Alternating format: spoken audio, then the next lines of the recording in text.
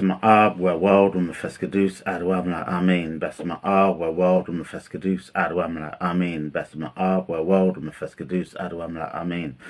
Yes, how you doing? Hope this reaches you good on this Tuesday. So straight in with the reading, Numbers 26. Give thanks. After the plague, Yahweh spoke to Moses and Eleazar, the son of Aaron, the priest, saying, "Take a census of all the congregation of the children of Israel, from 20 years old and upwards, by their fathers' houses, all who are able to go to war in Israel." Moses and Eleazar the priests spoke with them in the plain of Moab by the Jordan at Jericho, saying, "Take a census from 20 years old and upwards, as Yahweh commanded Moses and the children of Israel. These are those who came out of the land of Egypt: Reuben, the firstborn of Israel, the sons of Reuben, of Hanok, the family of the Hanokites, of Pilo, the family of the Pilites, of Hezron, the family of the Hezronites, of Carmi, the family of the Carmenites. These are the families of the Reubenites, and those who are counted of them were 43,730. The sons of Pilo, Eliab, the sons of Eliab, Noel, Dathan, and Abraham. These are that Dathan and Abiram who were called by the congregation, who rebelled against Moses and against Moses in the company of Korah when they rebelled against Yahweh. And the earth opened its mouth and swallowed them up together with Korah when that company died. At that time the Pharaoh devoured 250 men, and they became a sign. Notwithstanding, the sons of Korah didn't die. The sons of Simeon and their families of Noel, the family of the Numelites, of Jaman, the family of the Jamanites, and Jachan, the family of the Jachanites, and Zerah, the family of the Zerachites, and Shaul, the family of the Shoalites. These are the families of Simeonites, 22,200. The sons of Gad and their families, of Zephon, the family of the Zephonites, of Haggi, the family of the Haggites, of Shuni, the family of the Shunites, and Ozni, the family of the Ozanites, of Eri, the family of the Erites, and Arod, the family of the Arodites, and Aralai, the family of the Aralites. These are the families of the sons of Gad according to those who were counted of them, 40,500. The sons of Judah, and Onan. And Onan died in the land of Canaan. The sons of Judah, after their families, were Shala, the family of the Shalonites, of Perez, the family of the Perizzites, of Zerah, the family of the Zerites. The sons of Perez were of Hezron, the family of the Hezronites, of Hamal, the family of the Hamilites. These are the families of Judah according to those that were counted of them, 26,500. The sons of Issachar, after their families, of Tola, the family of the Tolites, of Puvah, the family of the Puvnites, of Jashub, the family of the Jashubites, of Shimron, the family of the Shimronites. These are the families of Issachar according to those that were counted of them, 64,300. The sons of Zebulun, after their families, Zerad, the family of the Seradites, of Elon, the family of the Elonites, of Jaleel, the family of the Gileadites. These are the families of the Zebulunites according to those that were counted of them, 60,500. The sons of Joseph and their families, Manasseh and Ephraim. The sons of Manasseh, of Machir, the family of the Machirites, and Machir became the family of the Gilead, and Gilead the family of the Gildonites. These are the sons of Gilead, of Lezer, the family of the Lezites, and Helek, the family of the Helekites, of Asarel, the family of the Asarites, and Shechem, the family of the Shechronites, and Shemida, the family of the Shemradites, and Hepher, the family of the Hepherites.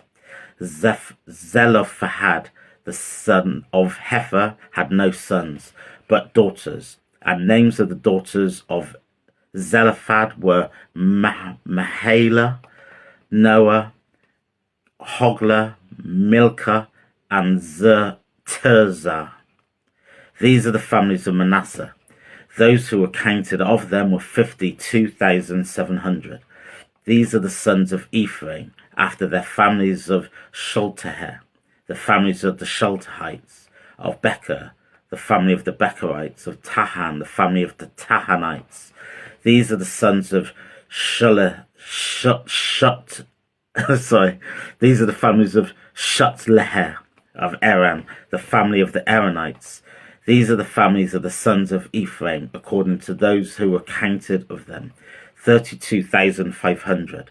These are the sons of Joseph after their families, the sons of Benjamin after their families of Bela, the families of the Belites, of Ashbel, the family of the Ashbelites, of Arham, the family of the Amorites, of Shephufam, the family of the Shephramanites, of Hupham, the family of the Huphronites, the sons of Bela and Ard and Naaman, the family of the Arites, and Naaman, the family of the Naamanites. These are the sons of Benjamin after their families, and those who were counted were 45,600. These are the sons of Dan after their families, of Shuham, the family of the Shuhamites. These are the families of Dan after their families. All the families of the Shuhamites, according to those who were counted of them, were 64,400. The sons of Asher and their families, of Imnah, the family of the Imites, of Ishvi, the family of the Ishvites, of Bera, the family of the Beraites, the sons of Bera, of Heber, the family of the Heberites, and Machiel, the family of the Machielites. The name of the daughters of Asher was Sarah. These are the families of the sons of Asher according to those who were counted of them, 53,400. The sons of Naphtali after their families, of Jazeel, the family of Jezaites, of Guni, the family of the Gunites, of Jezer, the family of the Jezerites, of Shelim, the family of the Shemalites. These are the families of Naphtali according to their families, and those who were counted of them were 45,500. These are those that were counted of the children of Israel, 601,730. Yahweh spoke to Moses, saying, to these the land shall be divided for an inheritance according to the number of names. To the more you shall give more inheritance, and to the fewer you shall give less inheritance. To everyone according to those who are counted of him shall be inheritance to given. Notwithstanding, the land shall be divided by lot, according to the names of the tribes of their fathers they shall inherit. According to the lot shall their inheritance be divided between more and the fewer. These are those who are counted by the Levites after their families, of Gershon, the family of the Gershonites, of Kohath, the family of the Kohathites, of Merari, the family of the Merarites, the families of Levi, the families of the Libanites, the families of the Hebronites, the families of the Mahlites, the families of the Mushites, and the family of the Korites. Kohath became the father of Amram. The name of Amram's wife was Jochebed, the daughter of Levi, who was born to Levi in Egypt. She bore to Amram Arab and Moses, and Miriam their sister. To Aram was born Nadab and Abihu, and Eleazar and Ithamar. Nadab and Abihu died when they offered strange fine fire before Yahweh. Those who were counted of them were 23,000, every male from a month old and upwards, for they were not counted among the children of Israel, because there was no inheritance given them among the children of Israel. These are those who were counted by Moses and Eleazar the priest, who counted the children of Israel in the plains of Moab, by the Jordan at Jericho. But these were there not a man of them who were counted by Aaron and Moses and Aaron the priest, who counted the children of Israel in the wilderness of Sinai. For Yahweh had said to them, they shall surely die in the wilderness. For there was not a man left of them, except Caleb, the son of Jebunah, and Joshua, the son of Nun. Give thanks for these words, blessed love. So yeah, that was a long chapter, and I should have expected it to be a long chapter, given that it was a genealogy, but I didn't look ahead and see how long it was. 65 verses. So yeah, I'm glad I got through that. So apologies for the few trips that I had there on names. But yeah, so here we have the new census that God has commanded, and this is particularly after he had said that the older generation will perish because of their sin, and the inheritance of the land of Canaan, the promised land, will be given to the new generation. And the only two names from the previous generation that's in this new census is Caleb and Joshua. They're the only two of that first generation that remain, besides Moses himself, because all the rest of them have perished under different forms of sin, died in wilderness, etc., etc. So Caleb and Joshua have remained, and God's kept his promise there. But also we see other promises from even judgment position that God's kept. So the tribe of Simeon, for example, the tribe of Simeon have been scattered, and they've only been given a partial land, not a full land. And that's because back in Genesis, when Simeon, when their sister was raped, and then they did that really violent retribution against that horrific act.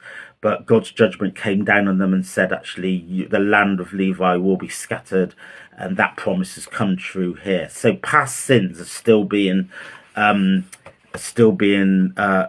for here, and that judgment still holds up. And then we also see other kind of past sins of other names that have cropped up. I won't kind of go through them all. So here we have now the census of God's kind of satisfied that this is the new generation that's going to uphold God's law and be the new nation that enters into the promised land. And that intergenerational knowledge, I think it's really interesting how it's the promised land is entrusted with the youngers, with the newer generation coming forward. And even though it was the first generation that laid the groundwork, their work was done.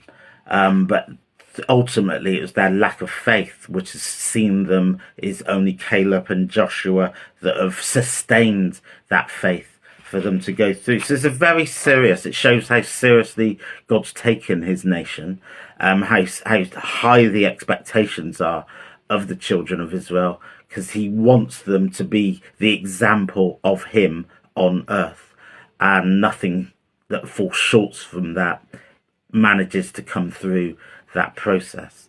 So yeah, very serious, very serious.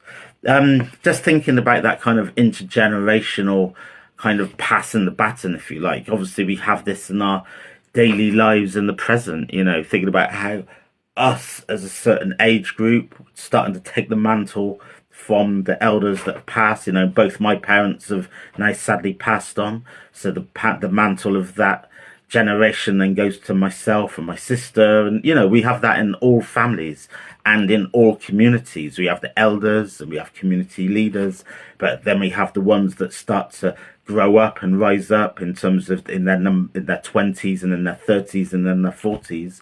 But when do you start to feel responsible as a member of the community to take on a leadership role, and not necessarily a leadership role where it's been given to you, like a deacon or priest and that type of leadership role, but just as a member of the community that people seek counsel from, or you take initiatives and organize certain things to help the people? When do you feel able to start to walk in those shoes, if you like, and not feel like an imposter, and not to feel like, oh, is it my place to do that? I'm still a younger, but actually we still think we're youngers, but other people look at us like we're olders, So it's kind of recognizing, okay, yeah, when is that time to step up? When is that time for confidence? And the truth is, it doesn't come with a number. It comes with confidence. It comes with inspiration. It comes with other people seeing things in you when you can start to take on those responsibilities. But it's not really about age. It's not really about age at all. That's why it's really great seeing deacons and even priests when they're actually quite young. It's like they're taking on these very responsible roles in the church. So it's for ones and ones to know when they feel ready to step up and take things forward. But yeah, be it under no illusion, though, that it doesn't come with age. It comes with a mentality and a spirit. So blessed love, give thanks, have a fantastic day, and God willing, we'll be back more tomorrow. God be the glory.